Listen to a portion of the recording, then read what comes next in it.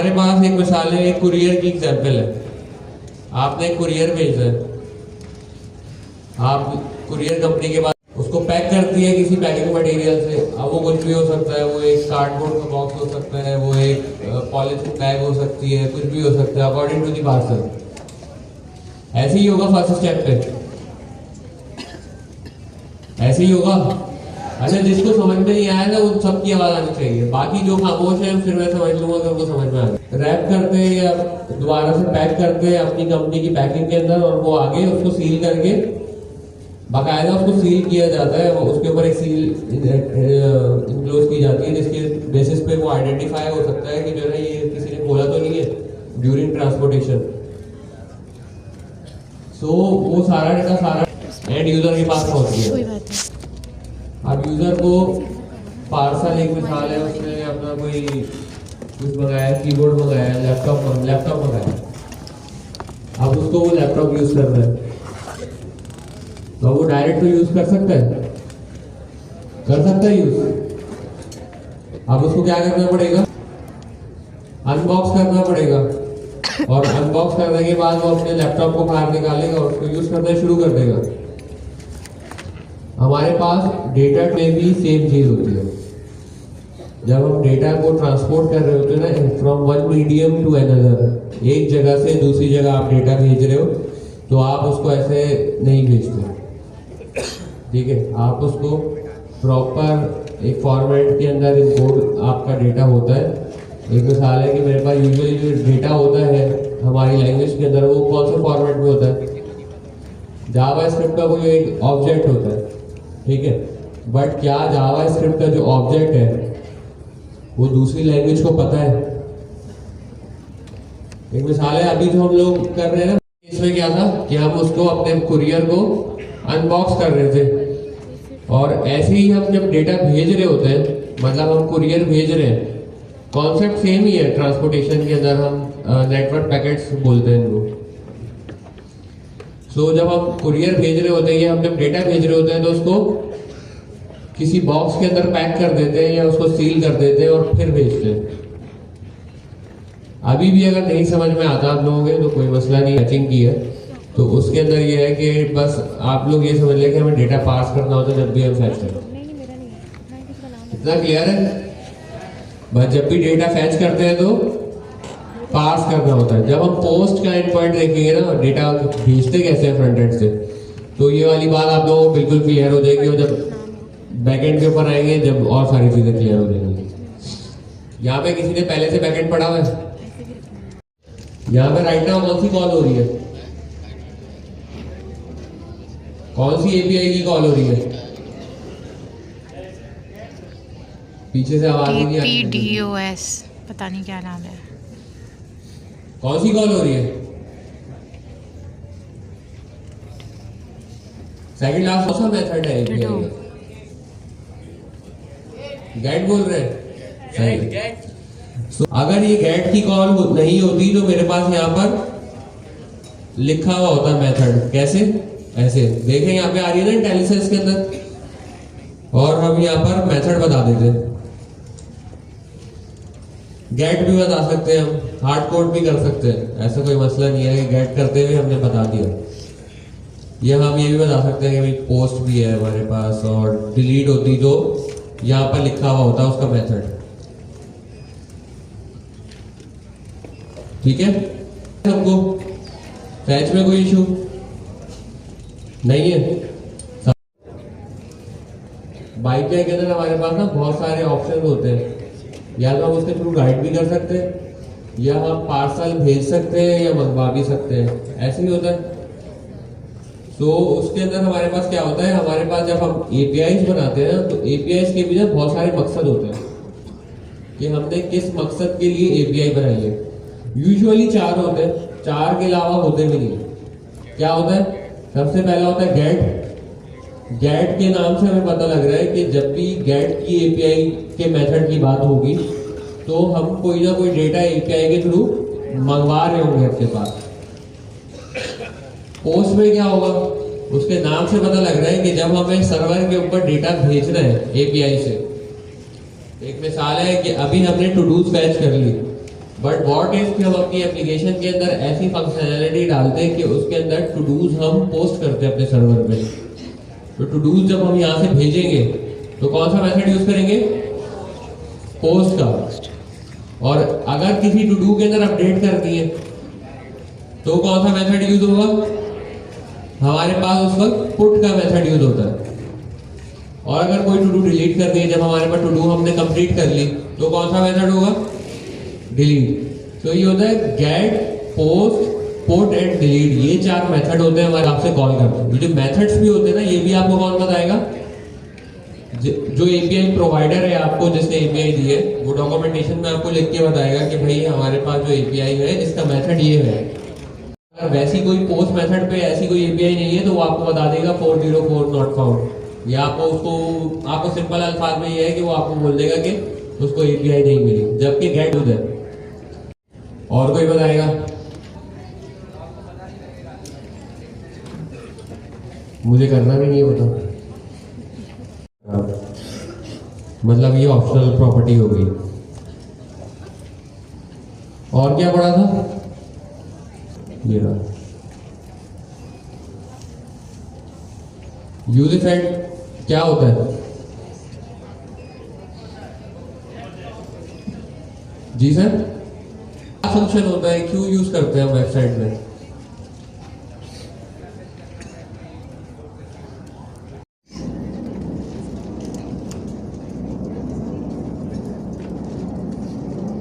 Sanitary पढ़ाया हमने यहाँ पे। हो जाएगा ना कि ये क्या दिखा दिया भाई? ऐसे ही होगा ना कि इनिशियली आप एकदम से दिखा देते हो और फिर वो बाद में डेटा आता है, तो एक्सपीरियंस बहुत बैड हो जाएगा। बाद हो भी है, ये भी हो सकता है यूजर देखते ही चले जाए वेबसाइट से, बाउंस रेट बढ़ जाएगा वेबसाइट का।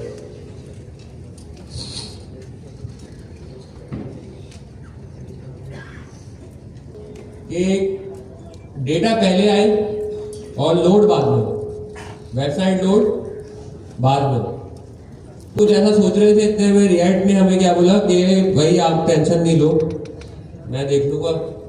बस आपको जो भी डेटा फैचिंग की लॉजिक है ना, या जो भी लॉजिक है आपकी, वो आप कहाँ पे रन कर दो? कहाँ पे कर दो? यूज इफेक्ट के अंदर। और वो क्या करता है यूज इफेक्ट? यूज इफेक्ट की ये प्रॉपर्टी है कि वो हमेशा कंपोनेंट के लोड होने से पहले चलता है। अगर मैं इसको थोड़ा सा और टेक्निकल टर्म्स में बोलूंगा, कंपोनेंट के माउंट होने से पहले चलता है। अगर प्रॉपर वे में बोला जाए कि रेंडरिंग का प्रोसेस चल रहा होता है, जैसे ही रेंडरिंग कंप्लीट होती है तो कंपोनेंट माउंट होता है, कंपोनेंट लोड होता है। क्लियर है? यूज इफेक्ट कैसे काम कर रहा होता है? हम ना ये देखते हैं कि ये होता क्या है। ये तो 1-2 साल है, सब तो बोले जा रहे हैं, हम लोग समझे जा रहे हैं। इसकी कोई वैलिडेशन भी तो होनी चाहिए हमारे पास। तो उसके अंदर हमने क्या किया है यहाँ पे कि हमने ना एक थोड़ा सा अपने पेज के अंदर ना एक लोडिंग टाइम लगाया है कि हमारे पास जो लोडिंग टाइम आ रहा होता है, मतलब जिस टाइम पे हम डेटा फैच कर रहे हैं, तो वहाँ पे यूजुअली आप लोगों को क्या चीज नजर आ रही होती है? कोई ना कोई लोडिंग स्टेट नजर आ रही होती है। कोई लोडर होगा या टेक्स्ट लिखा हुआ आ रहा होगा लोडिंग, या कोई एनिमेशन लगा देता है कोई।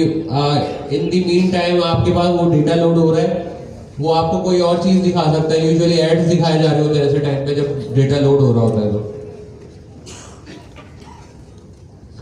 तो हमने क्या किया, हमने एक लोडिंग की स्टेट बनाई, उसको जैसे ही यूज इफेक्ट चला ट्रू कर दिया। और फिर हमने सेट टाइम आउट, जो कि हमें भी एक बात बताया कि ये एक प्रॉमिस है, और जो हम डेटा कॉल करते हैं वो भी एक प्रॉमिस है। तो that is the best simulation of API फैचिंग। यही है ना कि इसको सिमुलेट कर सकते हैं ना। सिर्फ है कि एक हम अंदाज में कि भाई हम ये बताना चाह रहे हैं कि डेटा फैचिंग हो रही है, लेकिन डेटा फैचिंग नहीं हो रही। सही है, यूज कर लिया, ये क्लियर है। सेट टाइम आउट को यूज कर लिया, फिर मैंने बता दिया कि भाई ये मेरी जो है this is running before component load. और मैंने बता दिया कि मतलब ये जो कंसोल लगा हुआ है ये इसलिए लगा हुआ है हमारे पास कि इस वक्त हमारे पास डेटा जो है वो फैच हो रहा है। समझ ले यहाँ पर फैच की लॉजिक लिखी हुई है पूरी एपीआई की, और उसके बाद डेटा हम पास कर रहे हैं 2 लाइन। तो तीसरी लाइन के ऊपर हमारे पास क्या हो रहा है? हमारी जो लोडिंग स्टेट है उसको हमने फॉल्स कर दिया। क्यों? क्योंकि डेटा हमारे पास आ गया, डेटा आ गया ना हमारे पास, तो हमें क्या करना है, उसकी लोडिंग स्टेट को फॉल्स कर देना है।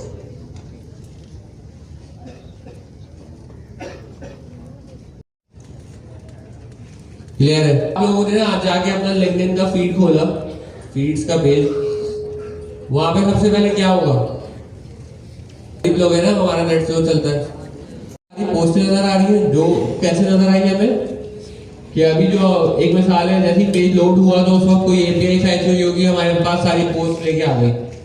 ऐसे ही है, ऐसे ही है भैया, सही है। इतना तो हमने पढ़ लिया कि ये आएंगी कैसे, ऐसे ही है ना। अच्छा, अभी अगर मैं यहां पर कोई पोस्ट लिखता हूं और मैं यहां से आगे पोस्ट के बटन को क्लिक करता हूं, तो क्या होता है हमारे पास,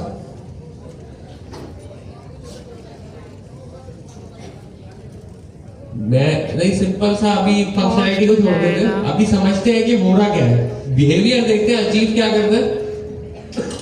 क्लिक करूंगा ना, वो पोस्ट मुझे इसके नीचे नजर आ जाएगी। ऐसे ही होता है, जैसे ही मैं पोस्ट करूंगा ना, इसके नीचे मुझे नजर आ जाएगी। डेटा तो जाएगा यहाँ से, जैसे जाता है ना हमारे पास, वो तो हमें, अब तो हम इतने टेक्निकल हो गए हैं कि अब हमें ये बात रिपीट करने की जरूरत नहीं है कि पोस्ट जो है वो डेटा हमारे पास से जा रहा है, वो तो जाएगा, लेकिन वो पोस्ट मुझे ना इसके नीचे नजर आ जाएगी। ये कि मुझे कैसे नजर आएगी, इस चीज, ये सवाल है सबसे बड़ा। ऐसे ही होता है, आप फेसबुक के ऊपर जाएं, अपनी प्रोफाइल पेज खोलें, या अपने ये न्यूज फीड्स की पेज खोलें, उसके अंदर वहां पर आप पोस्ट करें, वहां पर भी आपकी पोस्ट फौरन के फौरन नीचे शो हो जाती है। ऐसे ही होता है। अप्रोच क्या होती है, किसी भी सॉफ्टवेयर को बिल्ड करने से पहले हम लोग ये नहीं सुनते कि हम भाई जो है ना ई कॉमर्स वेबसाइट बनानी है, लैपटॉप खोलना शुरू हो गए, भाई टका हेडर बन गया, फुटर बन गया, ये नहीं करते। पहले सोचते हैं, एनालिसिस करते हैं कि भाई क्या क्या रिक्वायरमेंट्स हैं, डिजाइन्स बनते हैं, बैकएंड आर्किटेक्चर्स बनते हैं। एजाइल वे में भी इतना काम होता है। फिर आप जब सोच लेते हैं ना, अच्छा मैं यहाँ से ये प्लगइन बनाऊंगा, यहाँ से ये प्लगइन बनाऊंगा, इन दोनों को ऐसे इंटीग्रेट करूंगा, तो उसके अंदर आप लोगों को काफी इजी होता है। फिर जब आप कोड लिखने जाते हैं, आपका हाथ नहीं रुकता। भेजेंगे, फिर दोबारा मंगाएंगे, ऐसे ही करेंगे यूआई पे दिखाने के लिए। इस चीज को हम क्या कहते हैं कि जैसे ही हमने डेटा भेजा था, तो मुझे ये पता लग गया कि मेरी जो यूआई के ऊपर डेटा है ना, अब वो आउटडेटेड है, अब वो फ्रेश नहीं है पहले की तरह। क्या मकसद है इस चीज के अंदर, मैंने यहां से भेजा डेटा, पोस्ट किया, सो वो जो अब मेरी जो यूआई के ऊपर करंट डेटा था ना, वो सारा का सारा हो गया आउटडेटेड। सो अब मुझे उसको क्या करना है, अपडेट करना है। अब अपडेट के लिए मुझे क्या करना है, जो सेम यूज इफेक्ट के अंदर मैंने जो एपीआई चलाई थी, ये वाली, यही वाली चलाई थी सर, तो इसके अंदर मुझे क्या करना है, अब यही वाली एपीआई मुझे डेटा लाके देगी दोबारा सेम, ऐसे ही लाके देगी ना। तो अब मुझे कुछ ऐसा करना है कि ये दोबारा से चल जाए। के वक्त चल गई, वो हमने देख लिया कि कैसे चलाई है हमने, बट अब मैं ये चाहता हूं कि मेरी जो एपीआई है ना, वो डेटा लाके दे मुझे, और जैसे ही मैं पोस्ट करूं ना, वैसे ही मुझे दोबारा डेटा भी ला दे।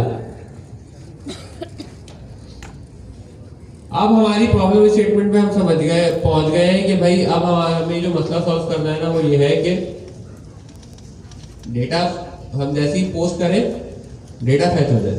सेम एपीआई जो हमने कंपोनेंट लोड पे चलाई थी, ऐसे ही है, ऐसे ही है भाई। ये रख सकते हैं ना हम, सेट वैलिडेट, वैलिडेट कराते हैं ना हम डेटा को, आसान रख लेते हैं। रीफैच एपीआई, ये रख लेते हैं, ये आसान है। Set refetch API equals to use state, और इनिशियली क्या होगी, ये कुछ भी रख सकते हैं इसके अंदर, हमने फॉल्स रख दिया। क्लियर है? और हमने यहाँ पे क्या किया, ये जो हमारी पास डिपेंडेंसी एरे है ना, हमने इसके अंदर इस स्टेट को पास कर दिया। बस अब हमारे हाथ में ये कंट्रोल है कि रिएक्ट ने ये बोला है कि इस डिपेंडेंसी एरे के अंदर जो भी स्टेट होगी वो जैसे ही अपडेट होगी ना, मैं यूनिसेट को चला दूंगा। ऐसे ही रिएक्ट ने हमें ये कहा कि भाई आप टेंशन ना लें, आपको जब भी ये सिर्फ एक दफा चलेगा, उसके बाद कभी भी चलेगा, कोई सी भी स्टेट अपडेट हो जाए नहीं चलेगा। बट आप चाहते हैं कि भाई मेरा यूनिफाइड कंपोनेंट लोड पे भी चले और क्या हो, मैं कोई स्टेट अपडेट करूं ना तो उसके ऊपर भी चले। ऐसे ही है। तो हमने क्या कहा कि उसने बोला ठीक है, आप इसके अंदर ना कोई एक मुझे स्टेट प्रोवाइड कर दो, एक प्रोवाइड कर दो या लिस्ट ऑफ स्टेट्स प्रोवाइड कर दो, जब भी यहां पर एरे है। ठीक है, यहां पर जो है ना मल्टीपल भी हो सकती है। ऐसे मैं यहाँ पे जो है ना comma separated list of states provide कर सकता हूँ। तो यूनिफाइड ने ये काम करके दे दिया हमें, स्टेट अपडेट करो और डेटा फैच दोबारा से करवा लो। सही है। अब हम यहाँ पर क्या करते हैं, हम ना एक बटन लगा लेते हैं।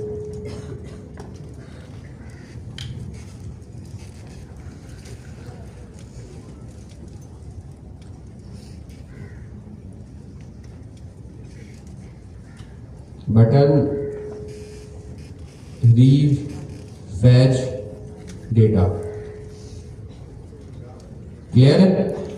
अच्छा, बटन के ऊपर क्लिक करना हो हमें और उस इवेंट को क्या कहते हैं, ऑन क्लिक। ऑन क्लिक के ऊपर मैं क्या करवाना चाह रहा हूं, मैं ये चाहता हूं कि मेरी एपीआई जब चलेगी तो डेटा लेके आएगी। ठीक है, अब मैं ना समझ ले इसको ना थोड़ा सा सिमुलेट करने का कोशिश कर रहा हूँ कि इसका कोई ऐसी तरतीब हम बना लें कि जो है ना दोबारा खुद से जो है ना ये चला सके यूनिफाइड। तो इसके अंदर मुझे सिंपल सा क्या करना होगा कि मैं इस स्टेट को अपडेट करवा दूं, सेट रीफैच एपीआई, इसको मैंने कर दिया ट्रू। क्लियर हो गया? इसको रन करके देखते हैं कि आया हमारे पास क्या हो रहा है।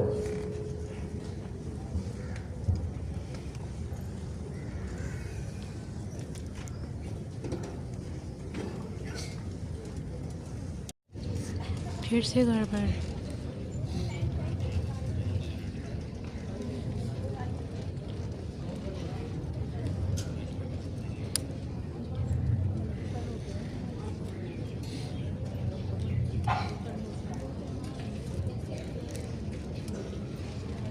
ठीक है, हमारे पास बटन बन गया। अब ये समझ लें कि ये जो बटन है ना, इसके आसपास डेटा है। लिख दे कुछ लिख देते हैं इसमें, थोड़ा सा और अच्छा कर लेते हैं।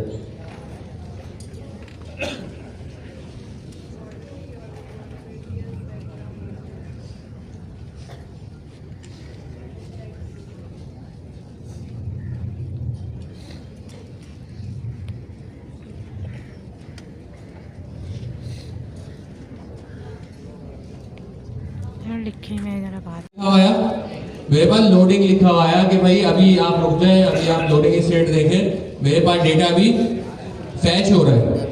ठीक है, अब डेटा फैच हो गया मेरे पास। अब समझ लें कि एक और फीड लगाते, लिंक्डइन बनाएंगे हम।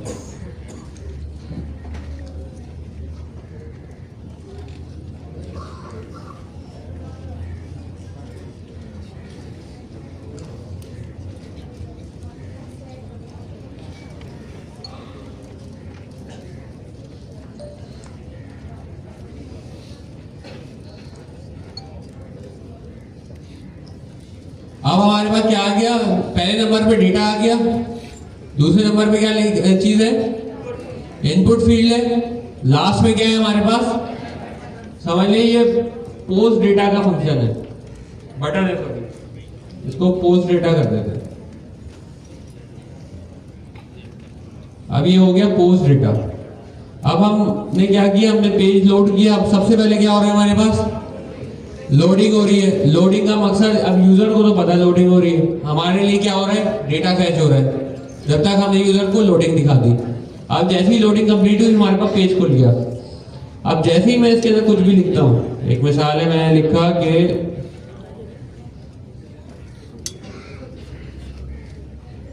दिस इज इनपुट, उसके बाद अब मुझे क्या करना है, इस डेटा को भेजना है। ऐसे ही होगा तो मैंने क्या करना पड़ेगा, पोस्ट डेटा, इस बटन के ऊपर क्लिक करना है, सिंपल। मैं इस पे क्लिक करूंगा तो अब डेटा जा भी रहा है और नया डेटा, ये सिर्फ एक दफा चलेगा, उसके बाद कभी भी नहीं चलेगा, कोई सी भी स्टेट अपडेट हो जाए नहीं चलेगा। बट आप चाहते हैं कि भाई मेरा यूनिफाइड कंपोनेंट लोड पे भी चले और क्या हो, मैं कोई स्टेट अपडेट करूं ना तो उसके ऊपर भी चले, ऐसे ही है। तो हमने क्या कहा कि उसने बोला ठीक है, आप इसके अंदर ना कोई एक मुझे स्टेट प्रोवाइड कर दो, एक प्रोवाइड कर दो या लिस्ट ऑफ स्टेट्स प्रोवाइड कर दो, जब भी यहां पर एरे है, ठीक है। यहां पर जो है ना मल्टीपल भी हो सकती है, ऐसे मैं यहां पे जो है ना comma separated list of states provide कर सकता हूं। तो यूनिफाइड ने ये काम करके दे दिया हमें, स्टेट अपडेट करो और डेटा फैच दोबारा से करवा लो। सही है। अब हम यहां पर क्या करते हैं, हम ना एक बटन लगा लेते हैं।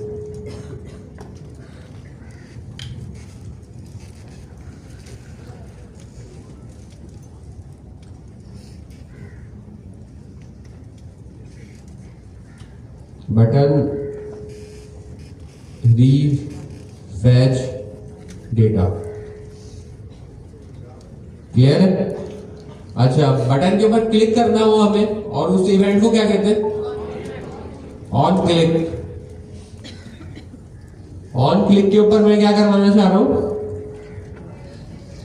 मैं ये चाहता हूं कि मेरी एपीआई जब चलेगी तो डेटा लेके आएगी, ठीक है। अब मैं ना समझ ले इसको ना थोड़ा सा सिमुलेट करने का कोशिश कर रहा हूँ कि इसका कोई ऐसी तरतीब हम बना लें कि जो है ना दोबारा खुद से जो है ना ये चला सके यूनिफाइड। तो इसके अंदर मुझे सिंपल सा क्या करना होगा कि मैं इस स्टेट को अपडेट करवा दूं, सेट रीफैच एपीआई,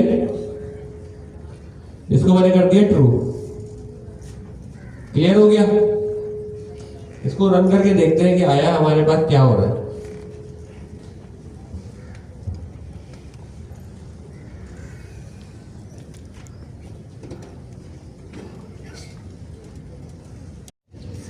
फिर से गड़बड़।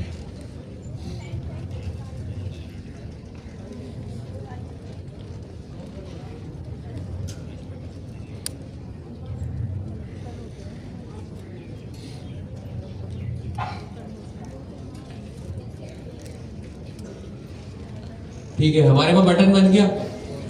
अब ये समझ लें कि ये जो बटन है ना इसके आसपास डेटा है, लिख दे कुछ लिख देते हैं इसमें, थोड़ा सा और अच्छा कर लेते हैं।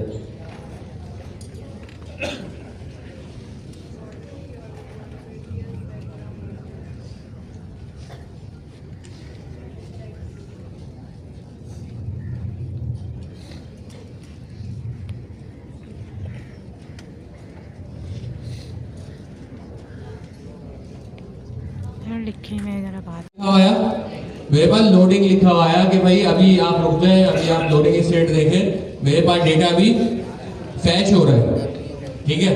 अब डेटा फैच हो गया मेरे पास। अब समझ लें कि एक और फीड लगाता, लिंक्डइन बनाएंगे आज हम।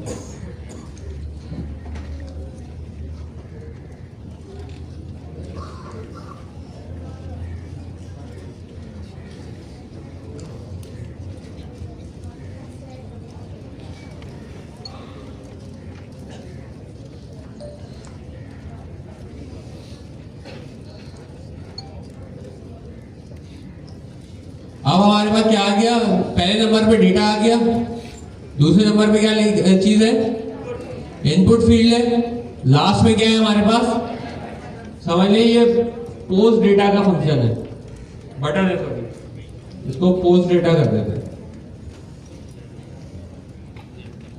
अब ये हो गया पोस्ट डेटा। अब हमने क्या किया, हमने पेज लोड किया। अब सबसे पहले क्या हो रहा है हमारे पास, लोडिंग हो रही है। लोडिंग का मकसद, अब यूजर को तो पता है लोडिंग हो रही है, हमारे लिए क्या हो रहा है, डेटा फैच हो रहा है। जब तक हमने यूजर को लोडिंग दिखा दी, अब जैसे ही लोडिंग कंप्लीट हुई हमारे पास पेज खुल गया। अब जैसे ही मैं इसके अंदर कुछ भी लिखता हूँ, एक मिसाल है, मैंने लिखा कि